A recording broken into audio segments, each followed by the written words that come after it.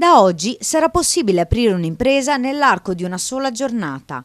La CNA, Confederazione Nazionale dell'Artigianato del Veneto, ha aperto uno sportello, il primo in Italia assieme alle CNA di Marche e del Lazio, per evitare agli imprenditori l'inferno burocratico richiesto per aprire una società. Non ci sarà più la necessità di recarsi agli uffici delle Camere di Commercio, all'INPS, all'INAIL, all'Azienda delle Entrate e allo Sportello Unico per le attività produttive.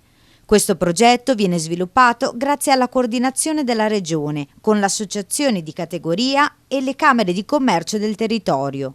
La crisi sta stroncando molte aziende e con questa iniziativa ci si aspetta un cambiamento, andando incontro agli imprenditori, risparmiandogli per così dire un po' di strada.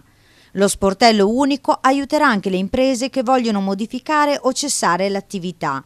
In poche parole, con questo sportello, la CNA promette alle aziende di risparmiare tempi d'attesa burocratici interminabili, code chilometriche agli sportelli, spese di trasporto e dunque costi spesso insostenibili. Basterà invece recarsi all'azienda per le imprese con la documentazione necessaria e loro gestiranno i dati attraverso una piattaforma informatica, ottenendo così un'attestazione di conformità pressoché immediata.